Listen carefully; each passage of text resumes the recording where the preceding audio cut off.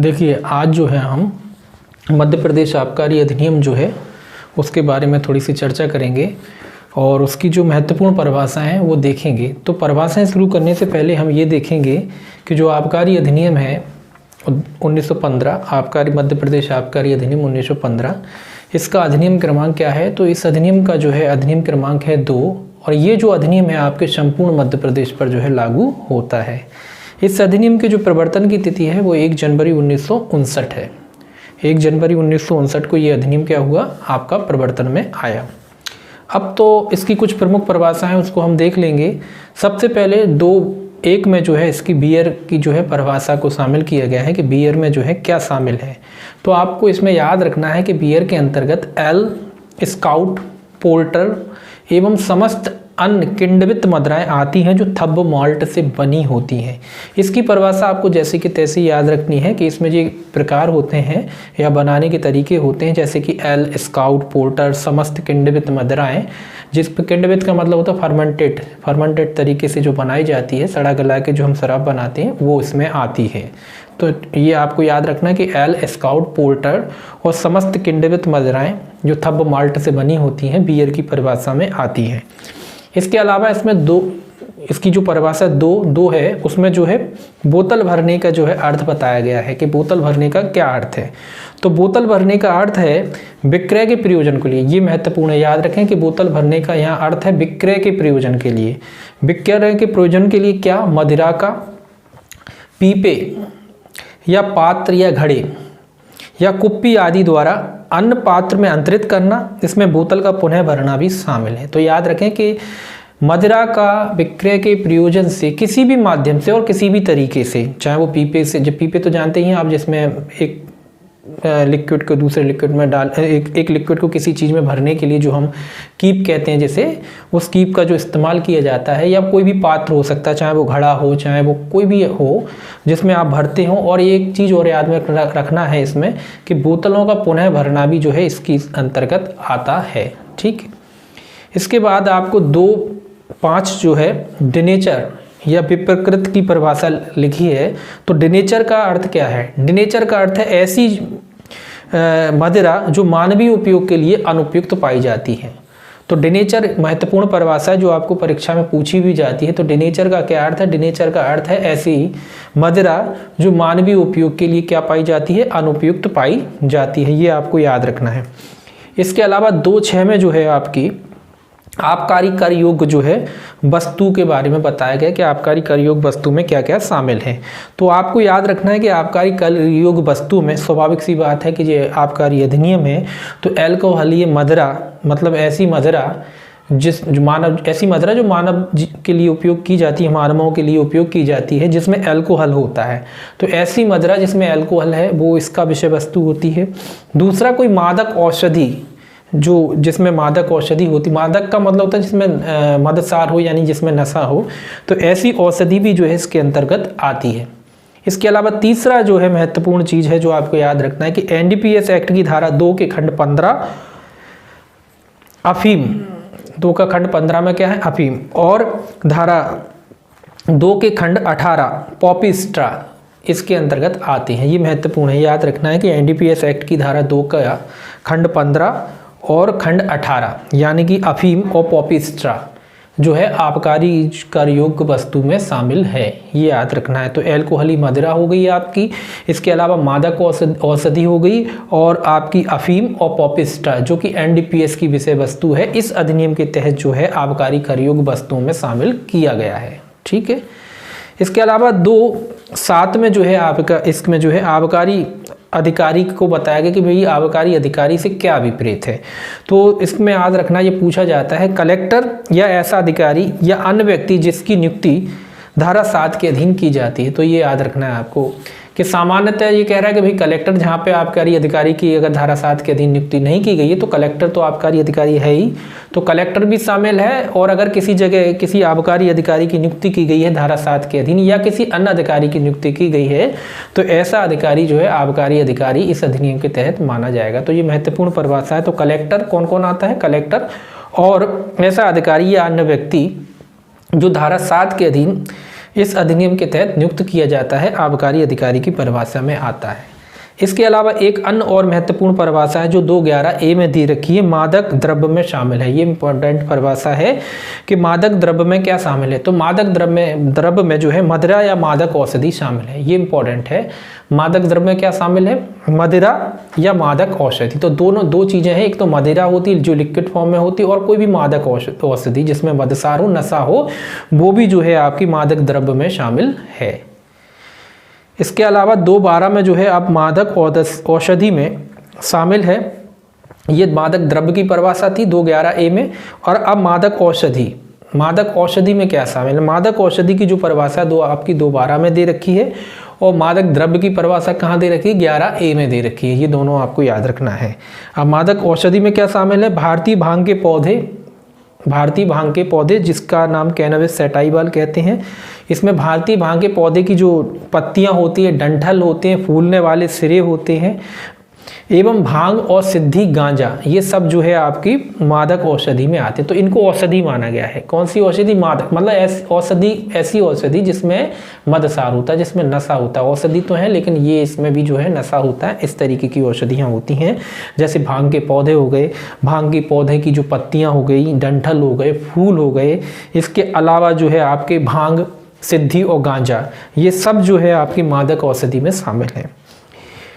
दूसरा कहता है कि मादक औषधि का मिश्रण और पेय, मतलब जो मादक औषधि है उसका कोई मिश्रण बनाया जाता है, इसका कोई पेय बनाया जाता है, वो भी जो है इसमें शामिल है। जैसे कि आप जानते हैं ना, भांग का पेय बनाया जाता है, पीते हैं लोग, तो वो भी एक तरीके से क्या है, मादक औषधि में शामिल है। ठीक है, वो क्या है, मादक औषधि है।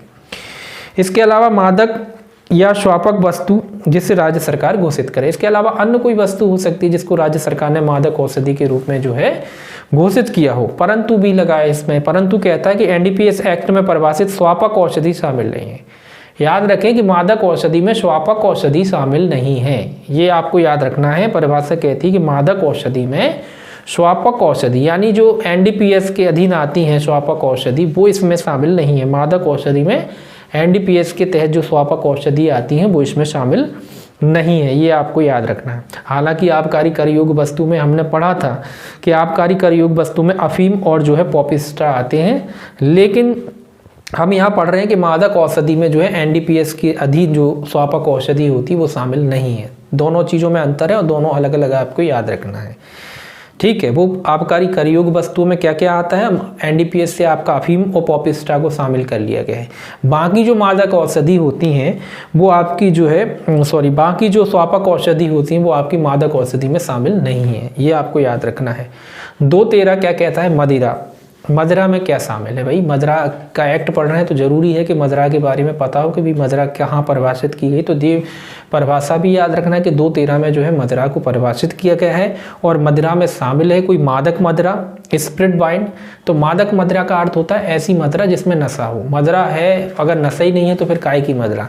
तो इसीलिए कह रहे हैं कि मदिरा का अर्थ ऐसी मदिरा है जिसमें नशा हो, यानी मादक मदिरा, या फिर स्प्रिट वाइन जो बनती हैं, आप जानते हैं स्प्रिट वाइन, स्प्रिट शराब, ताड़ी, बियर और समस्त तरल पदार्थ जिसमें एल्कोहल हो एवं अन्य पदार्थ जो राज्य सरकार घोषित करे।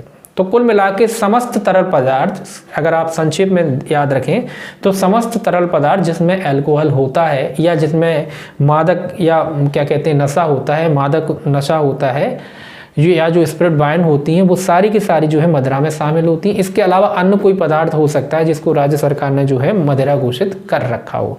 तो याद रखें कि बियर भी आती है इसमें, ताड़ी भी आती है ना, वाइन भी आती है, ये सब की सब जो है मदिरा के ही क्या है प्रकार हैं, ये आपको याद रखना है। ये तो मदिरा हो गई। इसके अलावा कहता है स्प्रिट का क्या अर्थ है। देखिए आप कहोगे कोई भी मदिरा क्या होती है, स्प्रिट क्या है, तो मदिरा भी शराब है, स्प्रिट भी शराब है। ये थोड़ी रिफाइंड शराब होती है, अंतर इतना है। स्प्रिट भी शराब ही होती है, ये प्योर शराब होती है, अल्कोहल जिसको हम कहते हैं।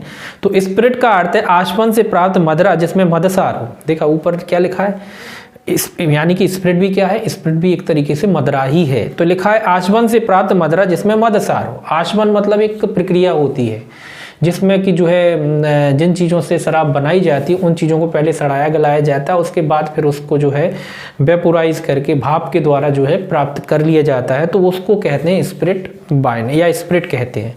तो ये लिखा है ना आशवन, आशवन उसी प्रक्रिया, आशवन एक तरीके से प्रक्रिया है। जो साइंस के स्टूडेंट रहे होंगे उनको पता होगा कि आशवन क्या होता है। आशवन का अर्थ होता है बाष्पीकृत करके जो प्राप्त किया जाता है उस प्रक्रिया को।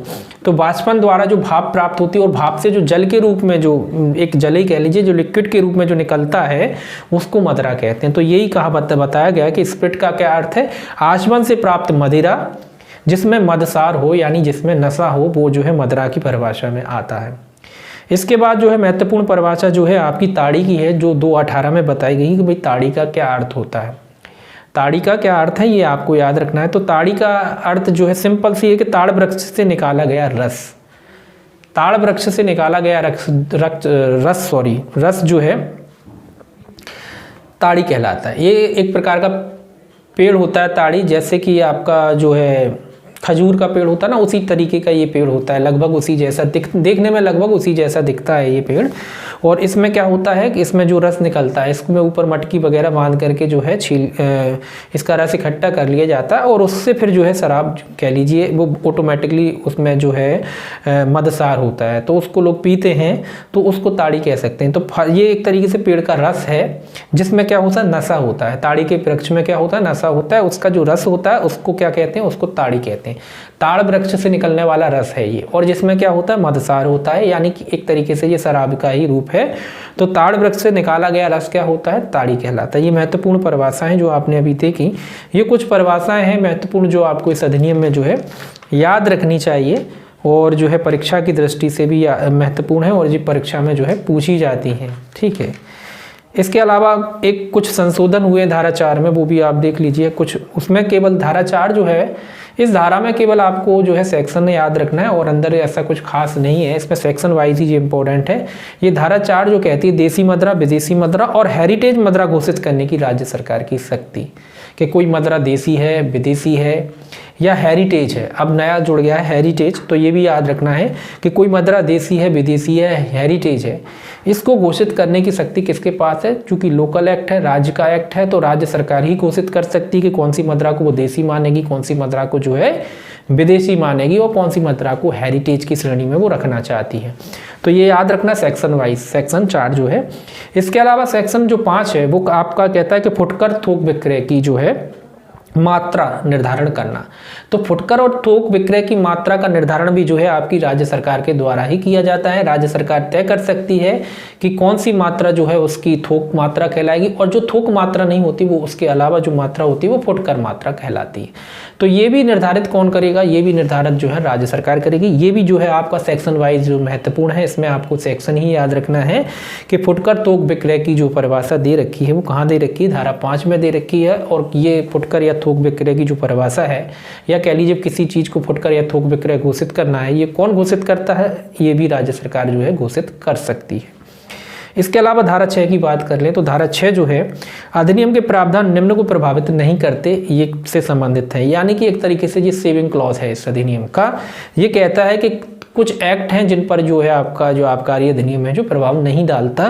पहला अधिनियम है जिनके नाम आपको याद रखना है, सी कस्टम एक्ट 1878, सी कस्टम एक्ट 1878, उसके अलावा इंडियन टैरिफ एक्ट 1894, इसके अलावा कैंटोनमेंट एक्ट 1910। तो ये कुल मिला के 3 अधिनियम हैं जिन पर आपका जो है आबकारी अधिनियम कोई प्रभाव नहीं डालता। तो कौन कौन से एक्ट हैं ये, इनके नाम आपको याद रखना है, परीक्षा में कभी पूछ लिए जाते हैं, परीक्षा में क्वेश्चन बनाया जा सकता है कि इनमें से कौन सा एक्ट है जो नकारात्मक क्वेश्चन इसमें अधिकतर बनाया जा सकता है, जिसमें से 3 एक्टों के आपके नाम दे देंगे और एक एक्ट का अलग नाम दे देंगे और पूछा जाएगा कि इनमें से जो है सही नहीं है। ठीक है, या पूछा जा सकता है कि इसके प्रावधान प्रभावी नहीं होते, इनमें से उपयुक्त में से सही नहीं है। इस तरीके से नेगेटिव क्वेश्चन बना सकते हैं।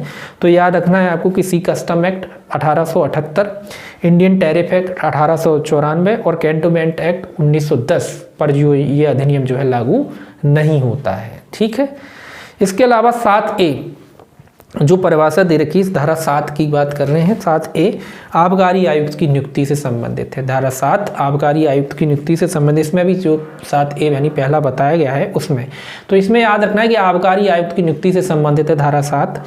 और आबकारी आयुक्त की जो नियुक्ति है किसके द्वारा की जाती है? आबकारी आयुक्त की नियुक्ति जो है राज्य सरकार द्वारा की जाती है। धारा 7 का जो पहला क्लॉज है ए, उसमें बताया है कि आबकारी आयुक्त की नियुक्ति जो है राज्य सरकार के द्वारा की जाती है। तो याद रखने वाला है, ये भी क्वेश्चन परीक्षा में पूछा जाता है कि आबकारी आयुक्त की नियुक्ति किस धारा के तहत की जाती है। तो धारा 7 के तहत आबकारी आयुक्त की नियुक्ति की जाती है, आपको याद रखना है। इसके अलावा धारा 7A और देखेंगे। 7A जो है आपकी उड़न दस्तों से संबंधित है कि भी उड़न दस्ते होते कि उड़न दस्ते एक तरीके से छापा मारू दल की बात कह रहा है कि इन छापा मारू दल होते हैं, उनकी जो बात कह रहा है कि उड़न दस्तों की स्थापना जो है कौन करता है। तो उड़न दस्तों की स्थापना जो है आपकी राज्य सरकार करती है। और उड़न दस्तों में जो है, उड़न दस्तों की स्थापना कौन करता है? मतलब एक टीम है, फ्लाइंग स्क्वाड कहते हैं ना, जैसे उस तरीके की टीम। उड़न दस्ते मतलब फ्लाइंग स्क्वाड है।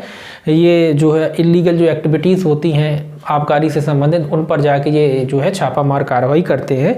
तो इनकी स्थापना भी जो है राज्य सरकार करती है। अब बात आती है कि भाई इन उड़न दस्तों में कौन कौन शामिल होता है। तो इन उड़न दस्तों में स्वाभाविक सी बात है आबकारी अधिकारी भी शामिल होते हैं, इसके अलावा अन्य व्यक्ति भी शामिल हो सकते हैं। तो सामान्यतः देखा जाता है कि आबकारी का अमला रहता है, कुछ पुलिस वाले रहते हैं और कुछ अन्य विभाग के अधिकारी रहते हैं। और जब ये फ्लाइंग स्क्वाड बनाया जाता है तो प्रैक्टिकली देखा जाता है कि किन्हीं भी अधिकारियों को इस तरीके का मालूम नहीं रहता है कि किन किन अधिकारियों को जो है फ्लाइंग स्क्वाड में जो है शामिल किया जाने वाला है। तो इसमें एकदम से सूचना आती है और जिन अधिकारियों को भी शामिल करना होता है उनको शामिल कर लिया जाता है। ऐसा इसलिए किया जाता है कि अगर किसी को पता होगा और हो सकता है कि कोई अधिकारी कर्मचारी पहले से मिला हो तो वो बता सकता है। तो एट अ टाइम जो है बिल्कुल ही तुरंत बनाया जाता है और फ्लाइंग स्क्वाड जो है रवाना कर दिया जाता है। तो याद रखें कि उड़न दस्ते जो है राज्य सरकार जो है इनकी स्थापना करती है। और उड़न दस्तों में आपके आबकारी अधिकारी और अन्य अधिकारियों को भी जो है शामिल किया जा सकता है। अब बात आती है कि भाई उड़न दस्ते किन शक्तियों का पालन, तो धारा 7 में जो शक्तियां इनको प्रदान की जाती हैं उन्हीं शक्तियों का पालन जो है आपके जो है उड़न दस्ते के जो अधिकारी होते हैं उनके द्वारा जो है किया जा सकता है। अब धारा 8 की बात करेंगे हम कि धारा 8 किससे संबंधित है। धारा 8 जो है आपकी आयात निर्यात और परिवहन का प्रतिषेध करती है। आयात निर्यात और परिवहन का, तो इसमें भी सिंपली आपको याद रखना है कि राज्य सरकार मादक द्रव्य का जो आयात हो, चाहे वो निर्यात हो चाहे वो परिवहन हो, या तो संपूर्ण राज्य में या उसके किसी भाग में क्या कर सकती है? प्रतिषेध कर सकती है। ये आपको याद रखना है कि धारा 8 के अधीन राज्य सरकार जो मादक द्रव्य है उसके आयात निर्यात को क्या कर, या परिवहन, तीनों चीज़ें आती हैं, आयात भी आता है, निर्यात भी आता है और परिवहन, इनको क्या कर सकती है? या तो पूरे राज्य में रोक लगा सकती है, जैसे कि आपके जो है आप जानते हैं कि बिहार में पूरी शराबबंदी है, वैसे लगा सकती है, या किसी क्षेत्र विशेष में लगा सकती है, किसी जिले विशेष में लगा सकती है, जैसा वो उपयुक्त समझे वैसा वो कर सकती है। तो आयात निर्यात और परिवहन पर जो है रोक कौन लगा सकता है? राज्य सरकार लगा सकती है, ठीक है, अपनी आवश्यकता अनुसार। इसके अलावा धारा 9 क्या कहती कि धारा 9 कहती आयात निर्यात या परिवहन पर निर्बंधन का अर्थ होता है शर्तें लगाना। सरकार कह सकती कि भैया खूब करिए आयात निर्यात, लेकिन कुछ हमारी शर्तें हैं, उन शर्तों का आपको पालन करना पड़ेगा। तो सरकार आयात निर्यात और परिवहन पर निर्बंधन लगा सकती है, यानी शर्तें लगा सकती है, और उन शर्तों के अधीन रहकर ही कोई व्यक्ति क्या कर सकता है? आयात निर्यात कर सकता है।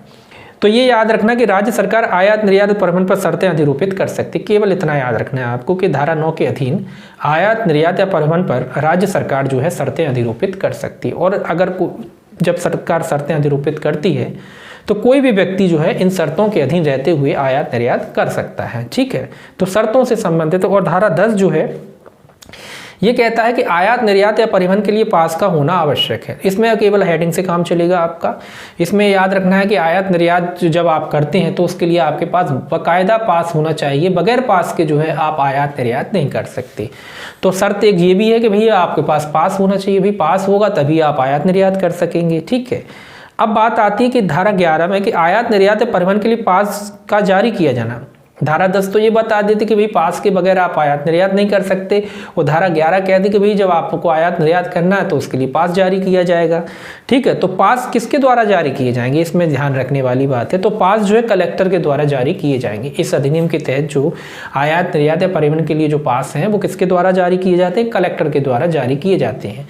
इसमें एक चीज और ध्यान में रखना है कि परंतु समय समय पर आबकारी आयुक्त द्वारा भी जारी किए जाएंगे। तो ध्यान में रखें कि इस अधिनियम के तहत तो नॉर्मली तो कलेक्टर जारी करता है, लेकिन समय समय पर जो है आबकारी आयुक्त भी जो है पास जारी कर सकता है। यानी कि कहने का मतलब ये है कि दोनों के दोनों आपका कलेक्टर और आबकारी आयुक्त दोनों की दोनों जो है इस अधिनियम के तहत जो है पास जो है जारी कर सकते हैं।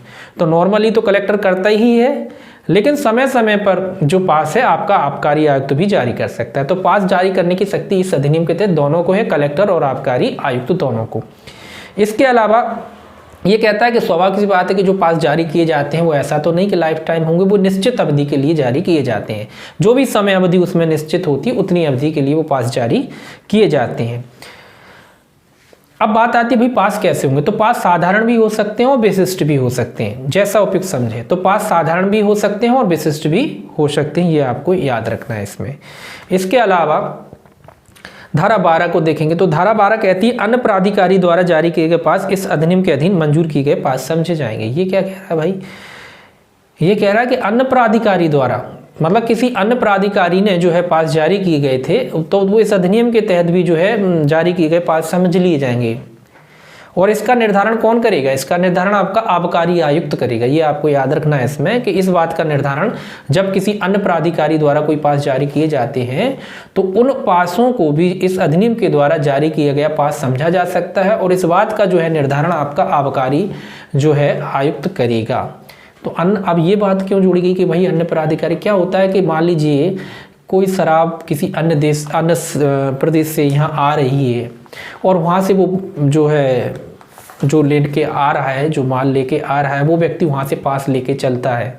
तो उसी के मामले में है कि भाई जब वो वहाँ से पास लेके चलता, वहाँ का जो भी लॉ रहा हो, जो भी वहाँ की आबकारी विधि हो, वहाँ का जो भी आयुक्त हो उसने पास जारी किया हो, जब वो यहाँ आता है तो यहाँ का आबकारी आयुक्त जो है वो जो आबकारी अधिकारी जो इस किसी अदर स्टेट का है उसने पास जारी किया है उसको मान्यता दे सकता है। मतलब अलग से फिर पास जारी करने की आवश्यकता नहीं है, उसी को मान लिया जाएगा कि भैया इस अधिनियम के तहत आपको पास जारी कर दिया गया है। तो इसीलिए ये जो है प्रोविजन जोड़ा गया है कि अन्य अधिकारी द्वारा जो जारी किया गया पास है, चाहे अधिकतर जो माल जो है अदर स्टेट से आते हैं उनमें ये प्रॉब्लम आ जाती है। इसीलिए ये जो प्रोविजन किया गया है कि अदर स्टेट से कोई माल आ रहा है, माल अल्कोहल आ रही है, शराब आ रही है और वहाँ से वो परमिशन वहाँ से मिली हुई है। अब यहाँ पे अगर ऐसा ना करेंगे तो फिर दिक्कत हो जाती है, माल आने ले जाने, फिर वहाँ से परमिशन लो, फिर यहाँ से लो, फिर बड़ा दिक्कत होता है, फिर व्यापार भी जो है ठीक से नहीं हो पाता। इसीलिए ये जो है प्रोविज़न जोड़ दिया गया कि अन्य जो अधिकारी है या प्राधिकारी है उनके द्वारा जो जारी किया गया पास है उसको भी इस अधिनियम के द्वारा जारी किए गए पास समझा जा सकता है। लेकिन इस बात का निर्धारण कौन करेगा, क्वेश्चन आता है कि इस बात का निर्धारण कौन करेगा, कलेक्टर करेगा, आबकारी आयुक्त करेगा। तो आपको याद रखना है कि आबकारी आयुक्त इस बात का निर्धारण करेगा कि अन्य प्राधिकारी द्वारा जारी किया गया पास इस अधिनियम के अधीन जारी किया गया पास है। अब देखिए धारा जो है 13 मादक द्रव्यों के विनिर्माण आदि के लिए अनुज्ञप्ति। ये काय के लिए अनुज्ञप्ति की बात करता है, विनिर्माण। विनिर्माण मतलब जब मैन्युफैक्चरिंग की बात कह रहा है कि जब मादक द्रव्यों को बढ़ाना हो तो उसके लिए भी आपको लाइसेंस की आवश्यकता पड़ेगी। बगैर लाइसेंस के जो है आप मादक द्रव्यों का जो है विनिर्माण नहीं कर सकते। इसी के साथ धारा 17 भी आपको पढ़ना चाहिए जो मादक द्रव्यों के विक्रय के लिए जो है अनुज्ञप्ति की बात कहती है। धारा 13 जो है आपके विनिर्माण की बात कहती है कि विनिर्माण अगर आपको मैन्युफैक्चरिंग करना है, शराब बनानी है, फैक्ट्री खोलनी है तो उसके लिए आपको लाइसेंस चाहिए। और धारा 17 आपकी कहती है कि भैया आपको बेचनी है, यानी आपकी जो दुकानें होती है ना शराब की, वो आपको खोलना है तो उसके लिए भी लाइसेंस की जरूरत है। तो दोनों धाराएं एक साथ पढ़ना है आपको, 13 और 17, ठीक है। 13 में जो है विक्रय की बात की जा रही है और धारा 13 में जो आपको विनिर्माण की बात की जा रही है और धारा 17 में आपकी विक्रय की बात की जा रही है। तो भाई स्वाभाविक सी बात है कि जब मादक द्रव्यों का विनिर्माण करना हो तो कौन उसके लिए जो है आपको अनुज्ञप्ति जारी करेगा? स्वाभाविक सी बात है, राज्य सरकार जारी करेगी। विनिर्माण के लिए, यानी जब आप फैक्ट्री लगाना चाहते हो, एक तरीके से मानिए कि आप शराब की फैक्ट्री लगाना चाहते हैं, तो इसके लिए जो है आपको राज्य सरकार से जो है लाइसेंस लेना पड़ेगा, उसकी अनुमति लेनी पड़ेगी। लाइसेंस मतलब एक तरीके से अनुमति, तो आपको लाइसेंस लेना पड़ेगा राज्य सरकार द्वारा। और राज्य सरकार चाहे तो विनिर्दिष्ट क्षेत्र के लिए ताड़ी के बारे में छूट दे सकती है। इसमें ये भी प्रोविजन है इस धारा में, क्योंकि ताड़ी का भी विनिर्माण है तो कोई क्षेत्र विशेष है, ताड़ी के लिए भी आपको लाइसेंस लेना पड़ता है। लेकिन अगर सरकार चाहती कि कोई ताड़ी वगैरह निकाल रहा है किसी रूरल एरिया में, तो वहाँ पर सरकार ताड़ी के लिए लाइसेंस मुक्त कर सकती है कि भैया ठीक है निकालो, है ना। कुछ एरिया ऐसे हैं जहाँ सरकार ने छूट दे रखी है कि भैया आप ताड़ी निकालिए, क्योंकि उसमें थोड़ी धार्मिक भावनाएं जुड़ी रहती हैं। लोग बाग जो आदिवासी क्षेत्र हैं वहाँ ताड़ी का इस्तेमाल किया जाता है। उनके शादी मतलब ताड़ी उनके लिए एक इस तरीके का ड्रिंक है कि बगैर उसके जो है उनके कोई कार्यक्रम नहीं होते, है ना।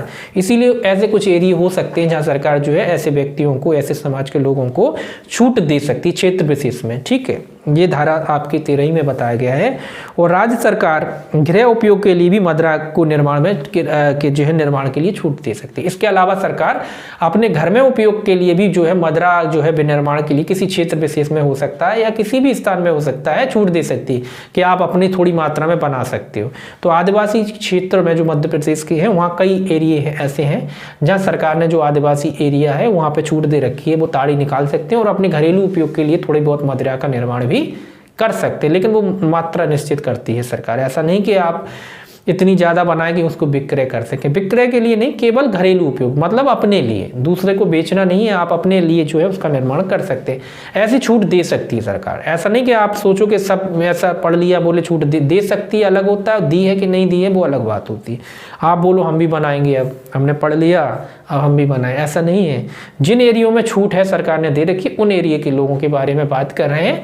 वो लोग अपने गृह निर्माण के लिए, गृह जो कार्य जो होते हैं या कह लीजिए खुद के उपभोग के लिए जो है मदिरा का निर्माण कर सकते हैं। अब 15 कहती है डिस्टिलरियों और भंडागारों का स्थापन या अनुज्ञापन। डिस्टिलरी मतलब एक तरीके से फैक्ट्रीज हो गई, और इसका जो फैक्ट्रीज होती हैं उसके बाद जो उसका स्टोरेज होता है ना, शराब के वेयर हाउस होते हैं, उसके बारे में बात कह रहा है।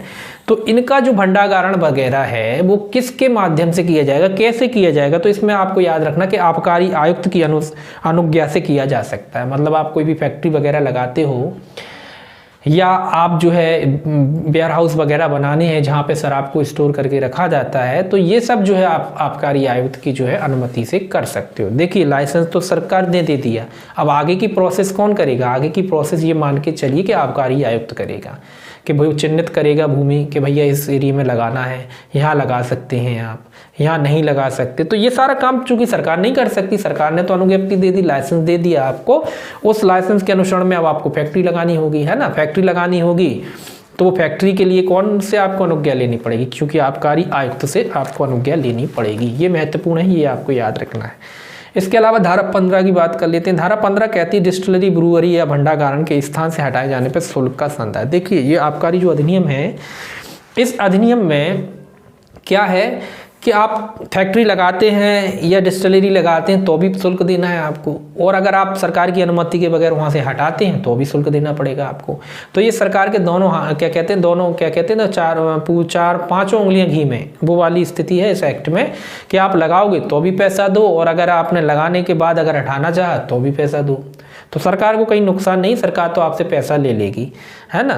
और इसमें ये भी रहता है कि अगर आपने निश्चित मात्रा से कम मात्रा में शराब उठाई, अगर आप विक्रय करते हो, तो उसके लिए भी सरकार आपसे जो है क्या ले लेती है, शुल्क ले लेती है। कि भाई उसमें निश्चित मात्रा रहती है कि आपको इतनी मात्रा उठानी है, मतलब चाहे आपकी बिके या ना बिके, सरकार को उससे मतलब नहीं। सरकार को तो ये कहती है कि आपको तो इतना खरीदना ही पड़ेगा, ठीक है। तो बड़ा फायदे का सौदा रहता है ये। इसीलिए आपने देखा होगा कि कोरोना में भी भाई शराब की खूब बिक्री हुई, और सरकार ने भी खूब उसमें बढ़ चढ़ के हिस्सा लिए कि और बिको। घर होम डिलीवरी तक सरकार ने ऑनलाइन शुरू कर दी थी कि भैया ऑनलाइन बेचो, घर पे नहीं आ सकते आप, मैं खाने नहीं आ सकते तो मैं खाना आपके घर पे आ जाएगा। सरकार ने इतनी बड़ी छूट इसमें दे रखी थी, ठीक। तो ये आपको ध्यान में रखना है कि काफ़ी जो है प्रॉफिट का काम होता है ये, इसीलिए सरकार जो है इसमें जो है कहती कि भाई शराब पियो और मस्त रहो, ठीक। अब देखिए 15 क्या कहता है। 15 कहता है डिस्टिलरी, ब्रूअरी, भंडागारण के स्थान से हटाए जाने पर शुल्क का संदाय। ये कहता है राज्य सरकार को करना होगा मतलब जब आप जो है डिस्टिलरी वगैरह या ब्रूअरी वगैरह हटाते हैं तो आपको जो है राज्य सरकार को क्या देना होगा, शुल्क चुकाना पड़ेगा। या तो आप शुल्क चुका दो या शुल्क चुकाने का बंध पत्र भर दो, दोनों बातें हैं। बंध पत्र का निष्पादन करना पड़ेगा, या तो आप शुल्क भर दीजिए, और शुल्क नहीं भर पा रहे हैं तो आप बंध पत्र भर दीजिए। बंध पत्र का भी अर्थ एक ही तरीके से यही होता है कि भैया आगे चुका देंगे, किस्तों में चुका देंगे, थोड़ा थोड़ा करके चुका देंगे। अब बंध पत्र भर गया तो सरकार तो आपसे वसूली लेगी, बात वही है। तो ये कह रहा है कि या तो आप शुल्क चुकाएं, शुल्क नहीं चुका पाते तो बॉन्ड भरा लेगी सरकार आपसे, फिर बाद में वसूल कर लेगी।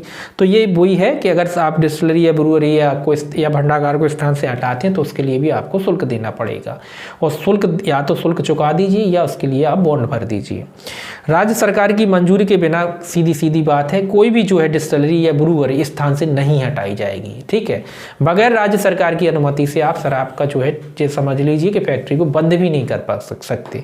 ऐसे ही शराब की दुकानों में होता है कि उसको आप एक दिन बंद भी नहीं कर सकते। अगर आप सोचो कि आपकी शराब की दुकान है, आपके घर में कोई फंक्शन प्रोग्राम है और आप बंद करना चाहो अपनी इच्छा से, तो नहीं कर सकते। आपने देखा होगा कि शराब की दुकानें कभी बंद नहीं होती, केवल 1-2 अक्टूबर एक ऐसा दिन है जो इसको ड्राई डे घोषित कर दिया गया है, तो सरकार की मजबूरी है कि उस दिन सरकार बंद करा लेती है, वरना सरकार चाहे तो उस दिन भी खुला ले, है ना। वो तो मजबूरी है तो उस दिन बंद रहती, वरना आपने शराब की दुकानें कभी बंद नहीं देखी होगी। 7 दिन 365 दिन खुलती, केवल एक दिन छोड़ के 2 अक्टूबर का। और कुछ त्यौहार वगैरह वो आ जाते हैं जो ड्राई डे होते हैं, बस उनके अलावा कभी शराब की दुकानें बंद नहीं होती, क्योंकि सरकार को एक दिन से ही काफ़ी करोड़ों रुपए का घाटा हो जाता है। इसीलिए सरकार कहती कि नहीं, पैसा आने दो। करोड़ों अरबों रुपए सरकार इस जो है एक्ट से कमाती है। उसके बाद भी वो बात अलग है कि सरकार का खजाना खाली रहता है, ठीक। अब देखिए 16 कहता है मादक द्रव्यों का साधारणतः कब्जा। कब्जे की बात कह रहा है कि मादक द्रव्यों का साधारण तक कब्जा जो है की मात्रा के भैया कौन व्यक्ति कितना जो है कब्जे में जो है और जो आपकी जो है अल्कोहल शराब जो है रख सकता है। तो इसका निर्धारण भी जो है, मात्रा का निर्धारण भी जो है राज्य सरकार ही करती है। इस अधिनियम के तहत राज्य सरकार कब्जे की मात्रा का निर्धारण करती है कि कौन व्यक्ति कितनी जो है मादक द्रव्य को जो है अपने कब्जे में रख सकता है। इसके अलावा क्वालिटी के आधार जो है कब्जे की भिन्न भिन्न मात्राएं जो है निश्चित कर सकती है। काय के आधार पर? क्वालिटी के आधार पर। तो राज्य सरकार क्वालिटी के आधार पर जो है कब्जे की भिन्न भिन्न मात्राएं निश्चित कर सकती है। विभिन्न क्वालिटी के लिए अलग अलग मात्राएं हो सकती, जैसे कि वाइन के लिए अलग सरकार ने कह दी साहब इतना रख लो। शराब में कई कैटेगरी आती ना, रम हुआ आपका, वाइन हुआ आपका, और क्या कहते हैं, बहुत सारी आते हैं। तो इन सब के हिसाब से सरकार जो है अलग अलग जो है कैटेगरी वाइज जो है बांट सकती है, और कैटेगरी वाइज जो है मात्रा भी निर्धारित कर सकती है। इसका एक अपवाद है। अपवाद क्या है भाई? मात्रा के मामले में इस धारा की जो बात है आपकी विदेशी मदिरा पर लागू नहीं होती, याद रखें। इसका एक अपवाद है कि मादक द्रव्यों की जो मात्रा की जो बात है वो आपकी विदेशी मदिरा पर लागू नहीं होती। ये महत्वपूर्ण है, पूछा जाता है परीक्षा में, आपको याद रखना है कि मदिरा की जो क्वांटिटी की बात है वो आपकी जो है विदेशी मदिरा पर लागू नहीं होती है। सामान्य वाहक या भंडागारक पर भी लागू नहीं होती है। ये तो स्वाभाविक सी बात है कि सामान्य वाहक मतलब जो व्यक्ति एक स्थान से दूसरे स्थान शराब को ले जा रहा है, या जो वेयर हाउस है जिसका शराब का, उस पर लागू नहीं होती। उस पर ऐसी अगर रिस्ट्रिक्शन लगा देंगे तो बेचारा फिर वेयर हाउस खाली डला रहेगा, कैसे रखेगा? तो इन लोगों पे लागू नहीं होती। इसके अलावा विदेशी मदिरा पे लागू नहीं होती, है ना। तो ये 2 चीज़ें आपको याद रखना है। राज्य सरकार विनिर्दिष्ट क्षेत्र या उसके व्यक्तियों के वर्ग में कब्जा रखने पर प्रतिषेध भी लगा सकते हैं। ये कह रहा है कि इस क्षेत्र विशेष में अगर सरकार को लगता है कि कब्जा जो विशेष जो है रखने, कुल मिलाकर रोक की बात कह रहा है कि भाई इधर के लोग शराब नहीं रखेंगे अपने कब्जे में, तो सरकार उस पर रोक लगा सकती है। सरकार उसमें जो है रोक लगा सकती है। सरकार कह सकती है कि भाई इस एरिया के लोग जो है शराब का जो है अपने कब्जे में नहीं रखेंगे, तो ऐसी रोक सरकार जो है लगा सकती है। ये जो है सरकार को जो है शक्ति दी गई है। आगे देखिए क्या कहता है धारा 17 क्या कहती है। धारा 17 कहती है मादक द्रव्यों के विक्रय के लिए अनुज्ञप्ति। ये कह रहा है कि जब मैंने बताया ना धारा 13 और 17 को एक साथ पढ़ना है, तो धारा 13 में जो है तो आपका विनिर्माण की बात कर रहा था, धारा 17 विक्रय की। भाई ये दुकानदारों की बात हो गई कि भैया आबकारी जो आप जो है शराब जब बेचना चाहते हो तो उसके लिए भी जो है आपको अनुज्ञप्ति लेनी पड़ेगी। विनिर्माण के लिए मतलब आप देखिए 2 चीज़ें आ गई, विनिर्माण और विक्रय। विनिर्माण के लिए आपको अनुज्ञप्ति कौन दे रहा है? राज्य सरकार। और विक्रय के लिए अनुज्ञप्ति कौन देगा? आबकारी आयुक्त। दोनों में अंतर है। जब आपको विनिर्माण करना हो, शराब बनाना हो, तो आपको राज्य सरकार से अनुमति लेनी पड़ेगी, और जब आपको बेचना हो तो आपको जो है आबकारी आयुक्त से जो है अनुज्ञप्ति लेनी पड़ेगी, ये आपको याद रखना है। अगर विक्रय की बात की जाए तो फिर आपको अनुज्ञप्ति आबकारी आयुक्त से लेना है, और अगर बनाने की बात की जाए, आप बनाना चाहते हैं तो फिर सरकार से अनुमति लीजिए, इसमें आबकारी अधिकारी को पावर नहीं है ना। आप शराब बनाना चाहते हैं तो सरकार चाहे तो आपको अनुज्ञप्ति दे सकती है, और अगर आप बेचना चाहते हैं तो फिर आबकारी आयुक्त पर्याप्त है, आबकारी आयुक्त जो है आपको अनुमति दे सकता है। ठीक है। धारा 17। धारा 18 कहता है विनिर्माण आदि के लिए पट्टा मंजूर करने की शक्ति। अब भाई साहब ये कह रहा है कि भाई विनिर्माण आदि के लिए पट्टा, विनिर्माण आदि का मतलब जब आप शराब बनाओगे भैया तो वहाँ पे भाई पट्टा भी चाहिए, जमीन भी चाहिए, उसकी बात आ रही कि सरकार ने अनुमति दे दी। अब आपको शराब बनाना है, शराब बनाना तो भाई कारखाना कहाँ लगेगा, तो पट्टा भी तो चाहिए। तो उसी की बात है धारा 18 में कि विनिर्माण आदि के लिए पट्टा मंजूर करने की शक्ति। तो भाई पट्टा कौन मंजूर करेगा, तो पट्टा यहाँ भी राज्य सरकार करेगी। विनिर्माण की बात आ गई तो राज्य सरकार का काम आ गया, तो पट्टा भी जो है राज्य सरकार दे सकती है कि फलाना एरिया में जगह खाली है, आप वहाँ जाके अपनी फैक्ट्री लगाइए, तो राज्य सरकार कह सकती है। तो ठीक है, विनिर्माण के लिए पट्टा कौन मंजूर करेगा, पट्टा सरकार मंजूर करेगी। अनुज्ञापन प्राधिकारी पट्टे की शर्तों के अनुसार अनुज्ञप्ति मंजूर कर सकता है। तो पट्टा तो सरकार मंजूर करती है, लेकिन जबकि सरकार हर जगह आ तो नहीं सकती ना, तो सरकार पट्टा मंजूर कर देती है। उसके अलावा आगे की जो भी प्रोसीडिंग होती है वो आपका अनुज्ञापन प्राधिकारी करता है। तो अनुज्ञापन प्राधिकारी पट्टे की शर्तों के अनुसार अनुज्ञप्ति मंजूर करता है। जब सरकार ने पट्टा दे दिया तो फिर जो है एक अनुज्ञप्ति, एक लाइसेंस जो है जारी करता है। कौन जारी करता है, अनुज्ञापन प्राधिकारी। कुल मिला के नॉर्मली जैसे पट्टे होते हैं ना, उसी टाइप का है कि आपको पट्टा दे दिया। अब पट्टा दे दिया तो पट्टा के लिए फिर आपको जो है एक लाइसेंस जारी किया जाएगा। तो लाइसेंस कौन जारी करता है, लाइसेंस आपका अनुज्ञापन प्राधिकारी जारी करता है। ध्यान रखें, पट्टा मंजूर सरकार करती है और लाइसेंस कौन जारी करता है, लाइसेंस आपका अनुज्ञापन प्राधिकारी जारी करता है। यहाँ कोई रैंक नहीं खोली, सीधा लिखा अनुज्ञापन प्राधिकारी। तो आपको याद रखना, अनुज्ञापन प्राधिकारी जो है पट्टा के लिए जो है लाइसेंस जो है मंजूर करता है। पट्टा सरकार मंजूर करती है, लेकिन पट्टे के लिए लाइसेंस अनुज्ञापन प्राधिकारी मंजूर करता है। ये दो चीजें आपको याद रखना है। इसके बाद आ जाती है धारा 19 ताड़ी की बात, कि ताड़ी निकालने के पट्टेदार की अनुज्ञा। भैया ताड़ी जब आपको निकालना है, पट्टेदार मतलब जिसके कब्जे में है, जिसकी अधिकारता में वो वृक्ष लगे हुए हैं, आपको उससे जो है अगर वो आपको जो है क्या देता है, अनुज्ञप्ति देता है, अनुज्ञा देता है। मान लीजिए किसी का खेत है, उसका पट्टे का खेत है, वो उसमें ताड़ी लगाए, उसका पट्टा है, अब वो आपको अनुमति दे देता है कि मेरे वृक्ष से भैया ताड़ी निकाल लो। तो ये धारा कहती है कि वही बल और प्रभाव होगा जो कलेक्टर से प्राप्त की गई अनुज्ञा का होता है। मतलब यहाँ आपको कलेक्टर से अनुज्ञप्ति लेने की आवश्यकता नहीं है। यहाँ जो आपकी जो है क्या कहते हैं, पट्टेदार ने जो आपको अनुज्ञा दी है, अनुमति दी है, उसका वही बल होगा जो कलेक्टर से प्राप्त की गई अनुज्ञा का होता है। कहने का मतलब ये है कि जो पट्टेदार है वो भी आपको अनुमति दे सकता है ताड़ी निकालने की। ठीक है। 20 सैनिक छावनियाँ, ये भी महत्वपूर्ण क्वेश्चन है। ये कहता है सैनिक छावनियों में मदिरा का निर्माण और विक्रय, सैनिक छावनियों में जो है मदिरा का निर्माण और विक्रय कैसे किया जाएगा। इसमें एक लाइन याद रखना कि कमांडिंग ऑफिसर की अनुमति से किया जाएगा। सेना का कमांडिंग ऑफिसर, जिसे समादेशक अधिकारी भी कहते हैं उसके, तो समादेशक अधिकारी याद रख लीजिए या कमांडिंग ऑफिसर याद रख लीजिए। तो जो कमांडिंग ऑफिसर होता है सेना का, सैनिक क्षेत्रों की बात कह रहा है धारा 20 के सैनिक क्षेत्रों में जब मदिरा का जो है आपको विनिर्माण करना हो, विक्रय करना हो, तो ऐसे स्थान में जो है सेना का जो कमांडिंग ऑफिसर है वो तय करता है कि यहाँ शराब बिकेगी, नहीं बिकेगी, विनिर्माण होगा या नहीं होगा। ठीक है। अब धारा 21 कहता है माप और परख के संबंध में अनुज्ञप्तिधारियों के कर्तव्य। माप और परख के संबंध में अनुज्ञप्तिधारियों के कर्तव्यों के बारे में जो है धारा 21 जो है आपकी बताती है। कर्तव्य क्या है, किसके कर्तव्य है, अनुज्ञप्तिधारक मतलब लाइसेंस होल्डर्स के। आपको लाइसेंस दे दिया तो भैया आपके क्या कर्तव्य है। स्वाभाविक सी बात है कि सभी आवश्यक उपकरण आपको अपने पास रखने पड़ेंगे। जो मेजरमेंट के उपकरण होते हैं वो आपको क्या करने पड़ेंगे, अपने पास रखने पड़ेंगे, ताकि जो है जब भी जरूरत पड़े उसका मेजरमेंट किया जा सके। शुद्धता के पैमाने रखने पड़ेंगे, है ना। तो सीधा याद रखें कि आवश्यक उपकरण जो होते हैं वो आपको अपने पास रखने पड़ेंगे। जैसे कि एक पेट्रोल पंप बनता है, तो पेट्रोल पंप के लिए क्या आवश्यक है कि भाई पेट्रोल पंप आपने बनाया है, उसमें आपको एक शर्त होती है ना कि उसमें आपको हवा की व्यवस्था, पानी की व्यवस्था, टॉयलेट वगैरह इन चीज़ों की व्यवस्था करके रखनी चाहिए। तो वही शर्त यहाँ है कि जब आप दुकान खोलते तो उसके मेजरमेंट के जो भी उपकरण हैं वो आपको अपने पास रखने पड़ेंगे। धारा 22 और 23 ये इंपॉर्टेंट है।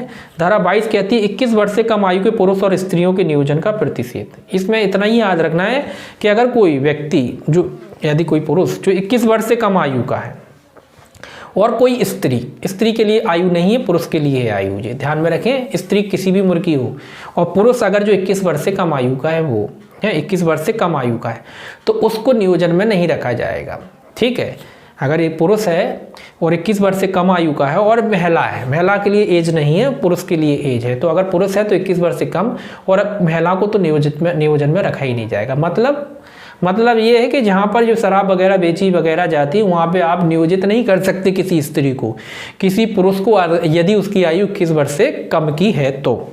ठीक है, लेकिन इसका अर्थ ये नहीं है कि महिला वहाँ काम करने नहीं जा, बिल्कुल जा सकती है काम करने, अगर वो बंद रहता है। जैसे कि मान लीजिए दुकान सुबह खुलती है, बंद हो जाती है शाम को 5 बजे, उसके बाद या मान लीजिए जो भी घंटे बंद के रहते, काम काज के नहीं रहते, वो वहाँ जाके वो साफ सफाई कर सकती है, कोई दिक्कत नहीं, लेकिन काम काज के घंटों के दौरान उसे नियुक्त नहीं किया जाएगा। ठीक है, ये याद रखना है आपको।